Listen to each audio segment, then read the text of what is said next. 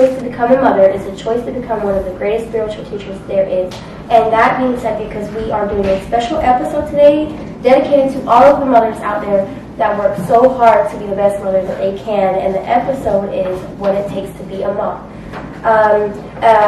Want to share a short experience, a short version of my experience being a mother and what it's done for me, what it's taught me. When I was a mother, I became a mother very young at 16.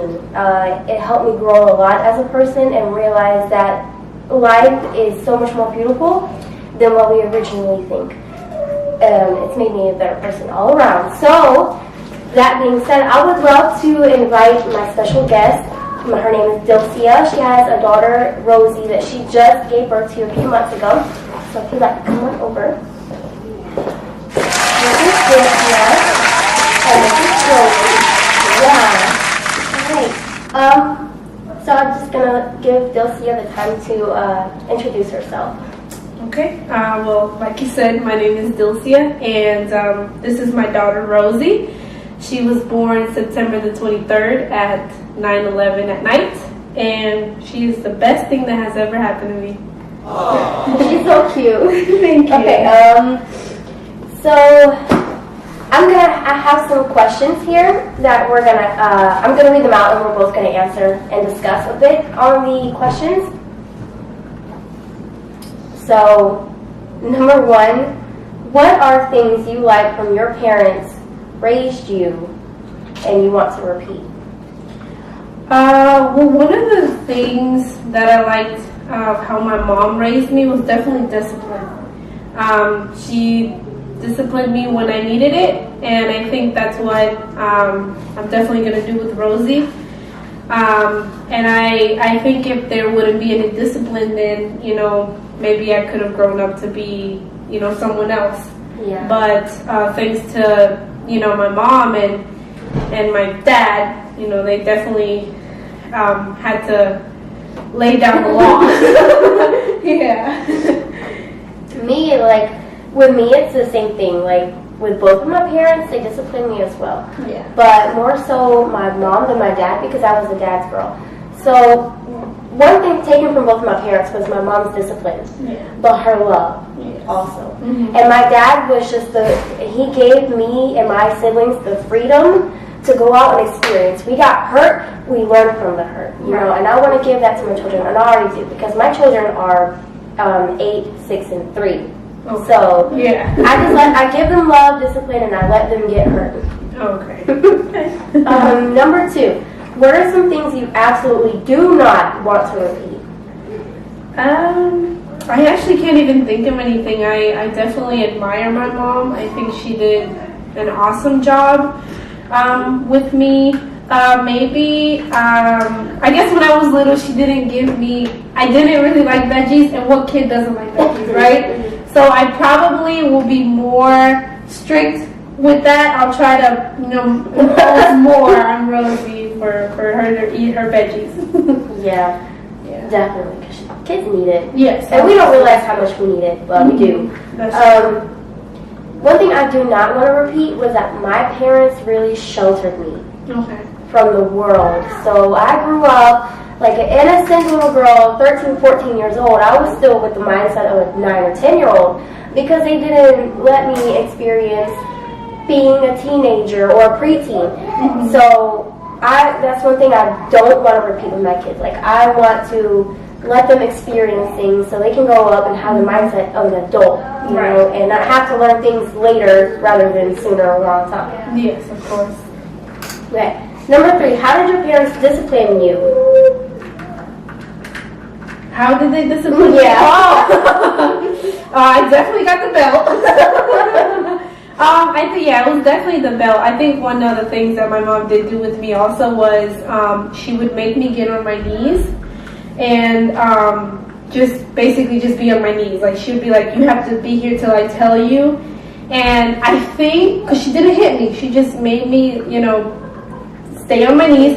And that would actually help me think about what I did wrong, because she didn't do it just because. She did it because I did something wrong, Yeah, and then when you're sitting on your knees, you have that time, you're like, man, this hurts, but man, why am I here? Yeah. And you think about it. Yeah, exactly. And I'm like, I don't want to do it again. I don't want to be here again. Right.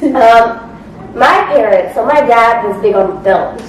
He had like 3 different belts. So he was big on the belt. My mom, I don't know where she got it from, but she had a paddle, like with holes in it. So when she was going to swing it, you know, it would catch more. I don't know the word I'm looking for, but yeah, they both definitely whooped me. She would put me in the corner. Like my face would have to be stuffed in the corner, and I would have to sit there or stand there, like until she told me I was time to move. And you know, that's another thing. Like it made me think about what I did. Right. And I wasn't a horrible kid, but so I knew when I was getting in trouble. I knew when I was having a punishment, I did something bad because I wasn't a bad kid. Yeah. But yeah, other than that, they only just, you know, whoopings and timeout. Okay. Number 4, how do you want to discipline your own children or should be disciplined? It's really hard to say right now because you're new mom. Yes, Rosie is little and I can't even imagine, you know, having to, you know, hit her or anything like that. That I gotta think about that, but I don't know. Maybe I think what I'm gonna probably do first is definitely talk to her and say, hey, you know, don't do this. And I mean, maybe if she just doesn't listen, then I'll probably, you know, give her a little spanking. But but I don't know yet. I can't imagine that yet. The way I discipline my kids, like, if I see them doing something wrong or they're not supposed to, I'll pull them off to the side, like, and talk. I will sit down in front of them, talking, hey, you can't do that. This is why you can't do that. I don't want to see you do it again. Yes. I give them 3 chances. If they do it the 4th time, they're gonna go on timeout. Okay, and then when they're out of timeout and they want to do it again, then that's when the spanking comes in. And you know, when I spank, I really spank. It's not just like a light tap on. No, I spank my kids. Okay. And then usually after that they get it. They'll cry. They'll throw stuff on the floor crying. Mommy, you hurt me. But I believe it's good to explain to your children why they can't do it and what they did wrong and the consequences that come from doing something that they did wrong. Right. Okay. Number 5. Are you in agreement on what you are okay with in terms of getting results from your children? Is it in alignment with your parents' values? Yes. I know that before Rosie was even born, I said to myself, you know, once Rosie gets to that, you know, age, I know that I'm going to discipline her, and I still stand that way, you know, because I don't want her to be one of those kids who their own parents can't even control them. Exactly. Yeah. So I don't want that for Rosie, and so that's always been my mindset. And I just want her to be a well-behaved, you know, little girl. Yeah, we all do. All of us as moms, and I know everybody else out there does as moms or even dads. We want our kids to listen to us. Of course. And follow directions, but sometimes it doesn't go like that because kids are kids and they're gonna misbehave. I'm sorry. My answer is, when I first got pregnant with my kids, I had this mindset. I set goals. Am I at where I want to be or where I thought I was going to be right now? No. Because things change, plans change, and they don't go accordingly to what we think it will. But am I proud of myself? Yeah. From where I started and where I'm at now. I am. So I'm very okay with where I'm at now. I'd be even more okay if I was where I wanted to be, but we have to give ourselves time. As mothers, you know, it's not hard. It's not hard to be a mother, but it is hard to be a good mother. You know? Right. Yes, that's true. Number 6, what do you think some of your default settings would be from your parents? What are things that they did to you? These are things that you most likely repeat simply because they are programmed to do this unless we are conscious of it. So. Well, I think I'll do the maybe. I don't know. I think I'm probably going to leave that to my husband. I'm probably going to ask him to do the belt because the belt definitely worked for me.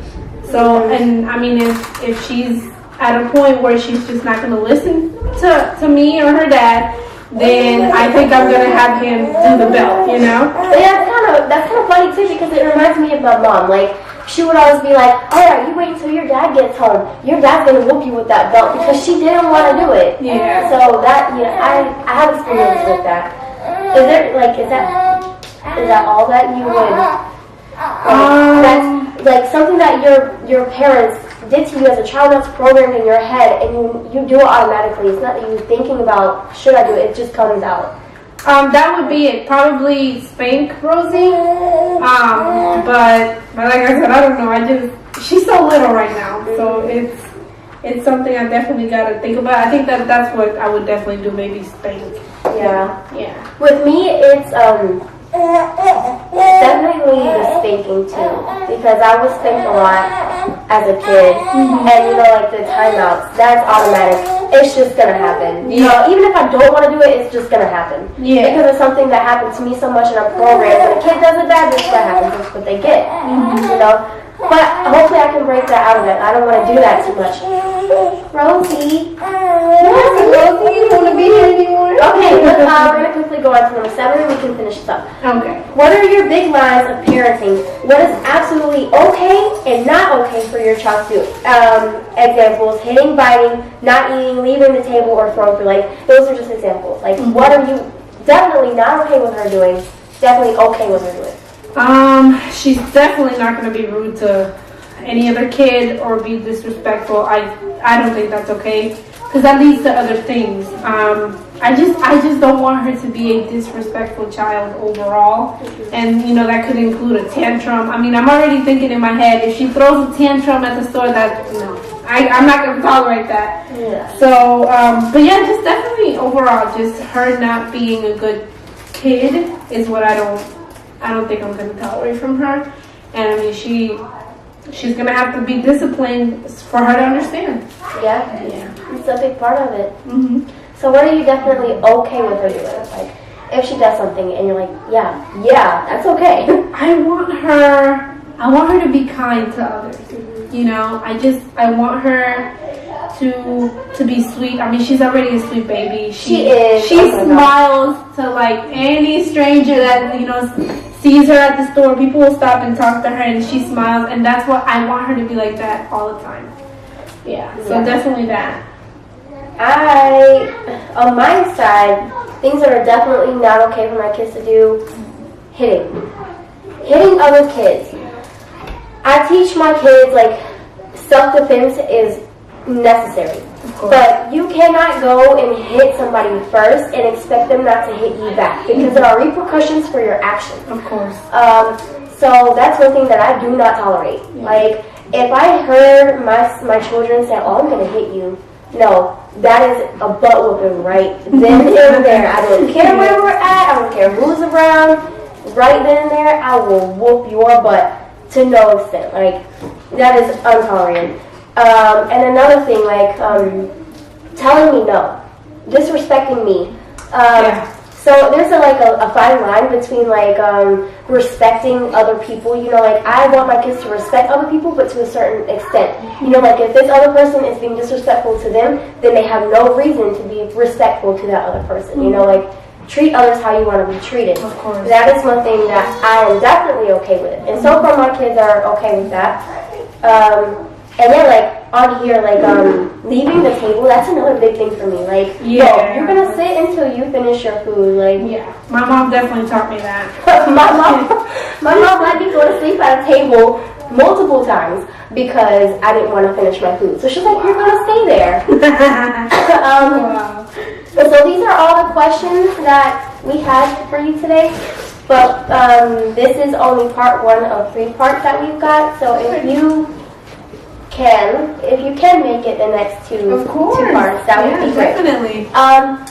And we have a closing line for you guys. I'm going to read it out loud because I couldn't memorize it. I'm so sorry. It says, "Motherhood is the biggest gamble in the world. It is the glorious life force. It's huge and scary. It's an act of infinite optimism." And this is from a person called Gilda Radner. I hope I said her name the right way. So if you guys would mind just liking us, sharing us, getting us out there and up there, we would appreciate it. Thank you for all the love that you've already given us. Thank you, Dilcia, for your time and your cute baby. And we'll see you guys next time. Hopefully, the next episode of this episode will have at least one more guest aside from Dilcia, so we can have another Christmas point of view. Please stay tuned, and there's more to come.